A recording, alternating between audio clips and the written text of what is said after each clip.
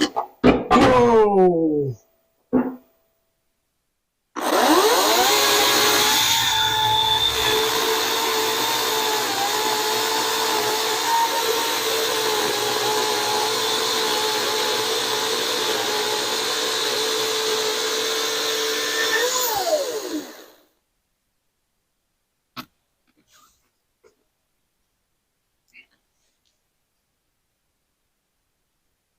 It looks like I may have struck gold. Woodturner's gold, that is. Maple.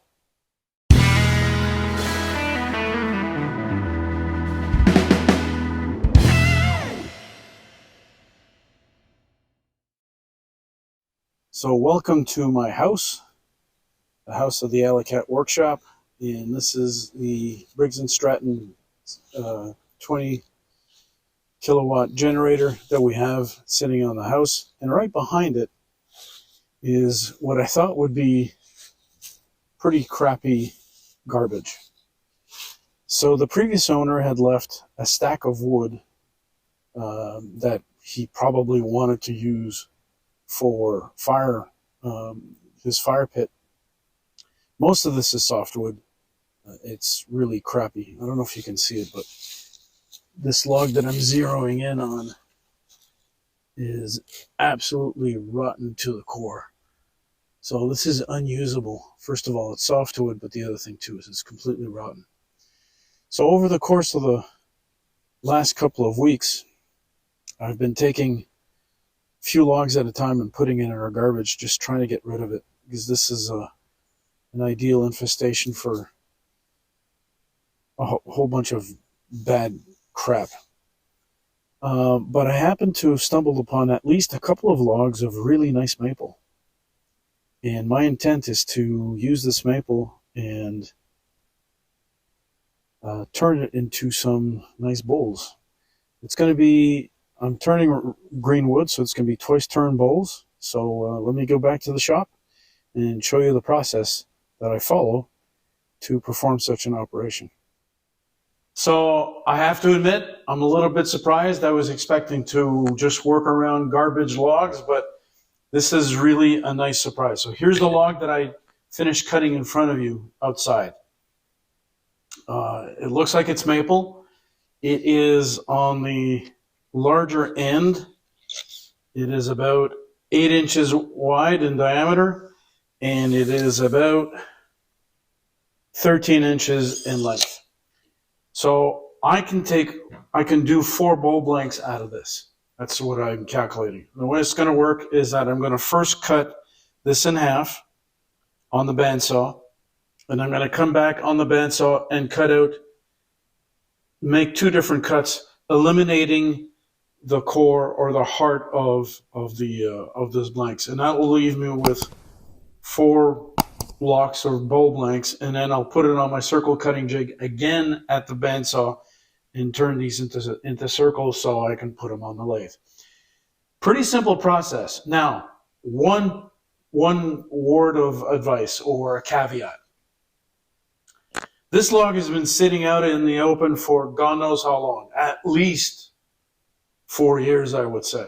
We bought the house close to 4 years ago, so I figure that's at least 4 years on the ground. When I took the bark off when I was outside, and I noticed there's lots of bugs that are flying around. No surprise there again.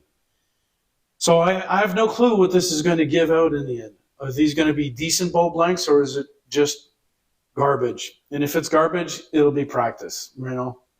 That's the way I look at it. But for free wood, and if it turns out to be what I'm hoping it is, free, really nice wood, it's worth a shot. So let's go to the bandsaw and start with our first cut, which is cutting this in half.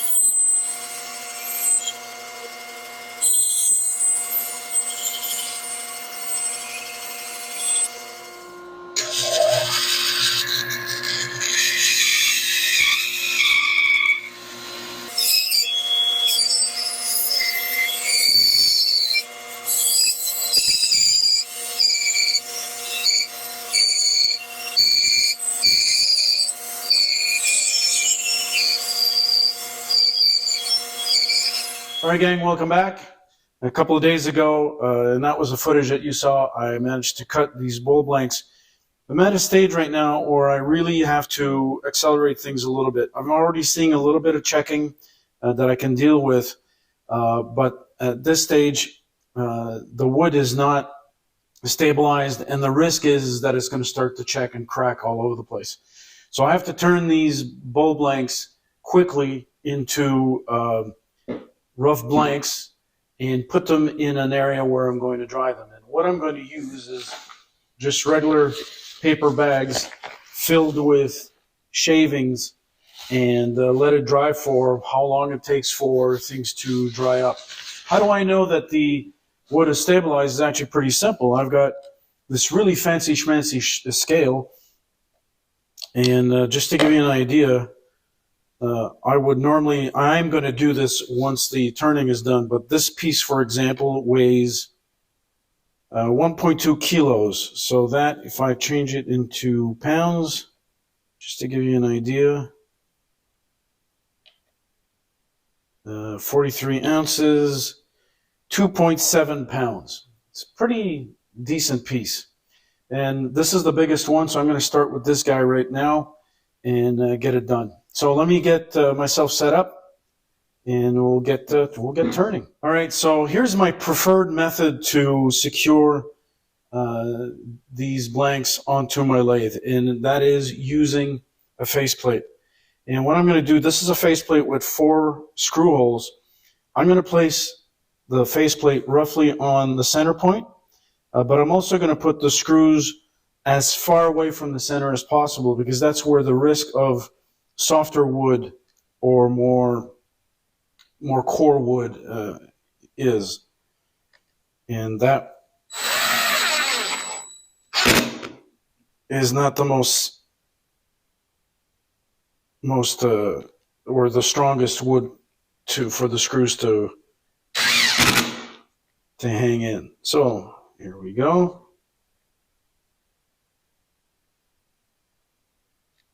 And we'll mount it on the lathe right away.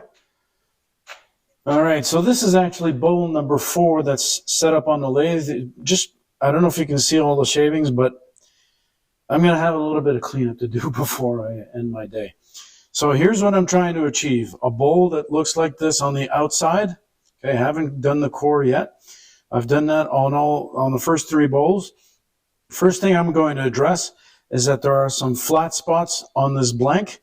So I want to turn this into round, or as round as possible, and then I'll start adding the shape or the curve to the outside of the bowl, and the final step will be to put a tenon on this guy. All right, give me about, I don't know, maybe 15 minutes. It's pretty short, actually. This wood is turning out to be really nice to turn. No pun intended. All right, here we go.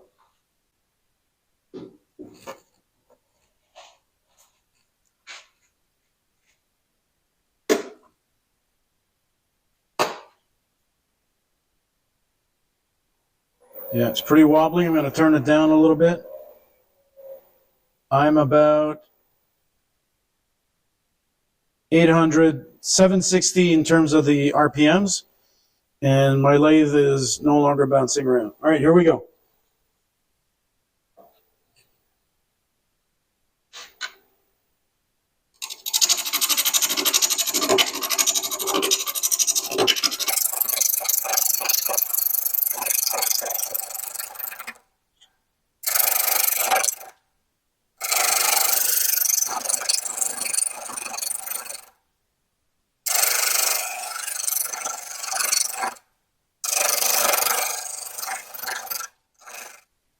I got rid of my flat spots, so ready to start the second phase.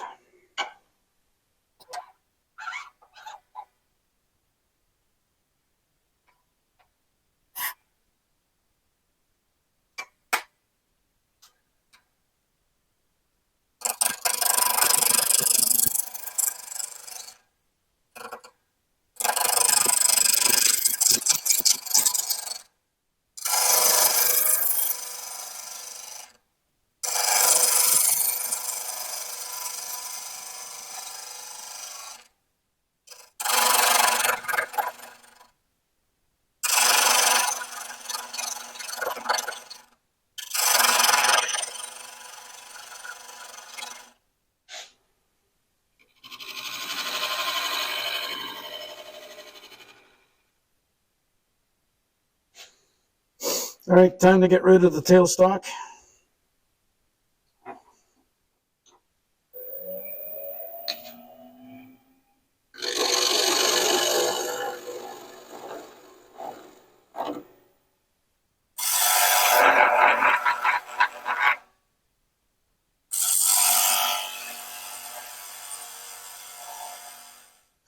I have a straight edge here, and that looks pretty flat already, so we're good to go there. Next thing, I'm going to use my calipers and identify where my tenon is going to go.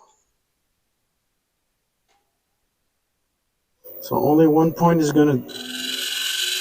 Yeah, that's actually quite good.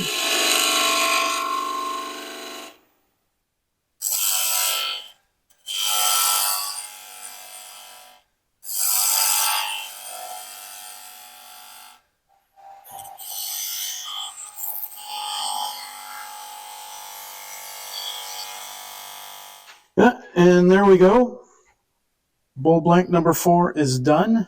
So I'm ready to flip this around into my chuck and clean up the core. You'll see that there's a lot of tool marks. There's some exposed grain here. I'm not worried about that at this point in time. This needs to dry, and once it's dried, I'm going to use a couple of tricks to get rid of this, these marks and all that, and make this into a really nice bowl. Hopefully. Key word here is hopefully.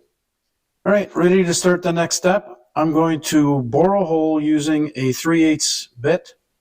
And I've determined that if I get close to the end of the tape, I don't know if you can see the tape on this. Hold on, let me just take a quick peek here. I'm not sure you can see that, but there is a green tape. If I get to the end of the green tape, then I'm pretty much at the depth that I want on this particular bowl. So I'm going to slow down my speed. Let's put the master switch on. By the way, whenever I change chucks, there's a master switch on this lathe, and I switch it off, so there's no risk of anything happening here with the chuck going crazy or whatever. All right.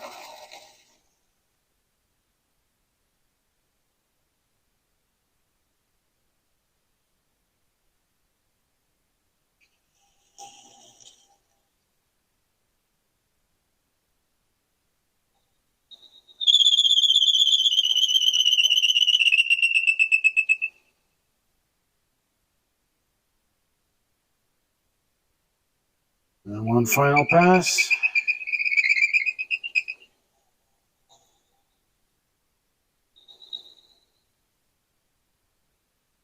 All right, that should be fine.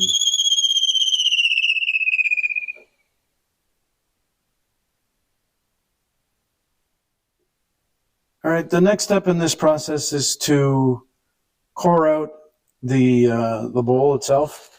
Now, this is going to be a twice turn bowl, which means that it's going to be drying and stabilizing for a certain period of time. The trick here, in order to stabilize the wood properly, is to leave enough thickness on the walls so that it can dry out quite nicely. So I'm going to leave maybe about 3/4 of an inch. Let me just put a mark here.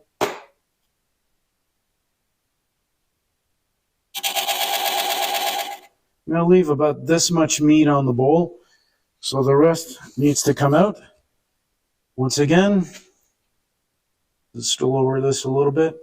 Use my trusty bowl gouge, and then a scraper, and let's get right at it. All right, let's increase the speed.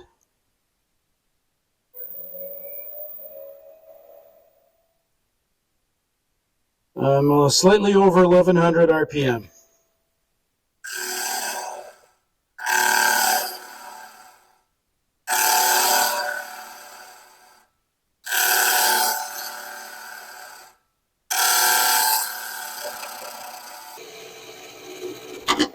Whoa!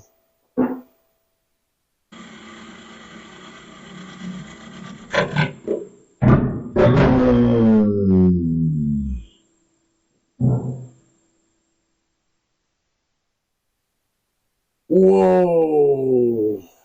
Did not like that.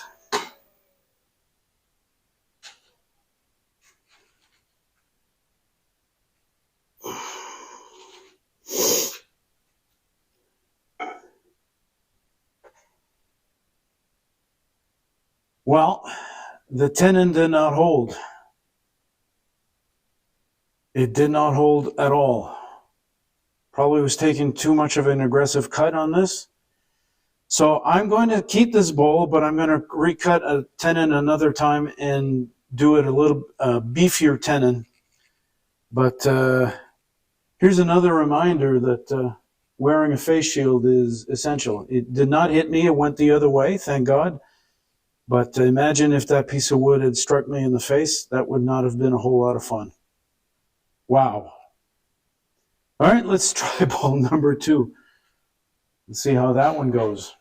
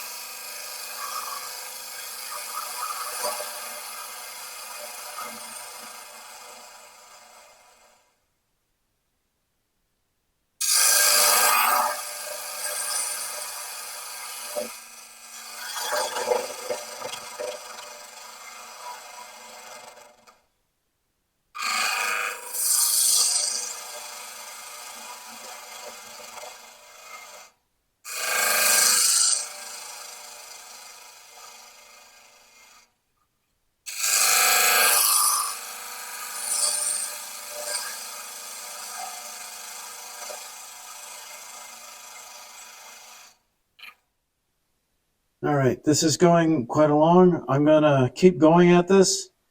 Unfortunately, I have to reposition the camera because I'm going to be using a feature of my lathe, which is really useful right now, and that's the extension.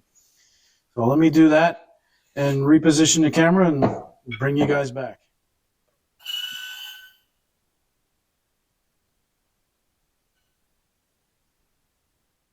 Now, why am I doing this? Very simply, the tailstock is in the way. But the tailstock is so heavy, getting it off the lathe is actually a pain. And right now, my right elbow is in pain. I've got tendonitis, and so I don't want to lift anything that heavy at this point in time. So extending the bed, simple. It's a feature of the lathe, and it works beautifully in this case. Now, I'll be able to maneuver without having the tailstock in the way at all. All right, let me reposition you again, and we'll keep going.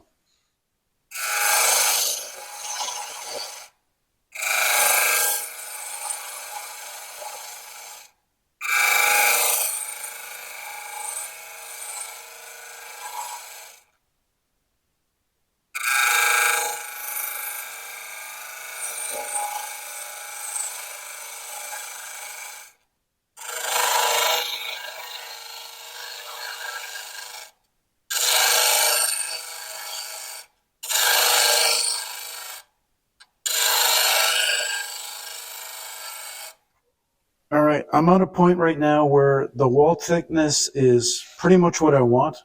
It's fairly thick. The shape, the rough shape at least of this bowl is there.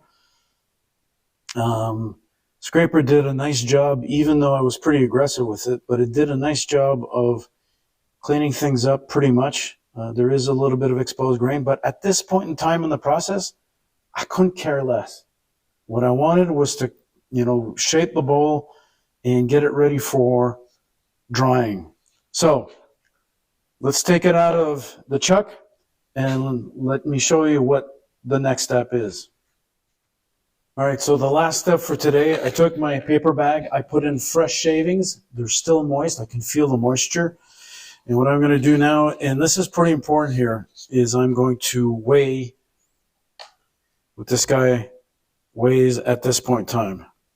And I'm going to put it into grams so that I can keep track of it. So this is 354 grams. So on a piece of masking tape,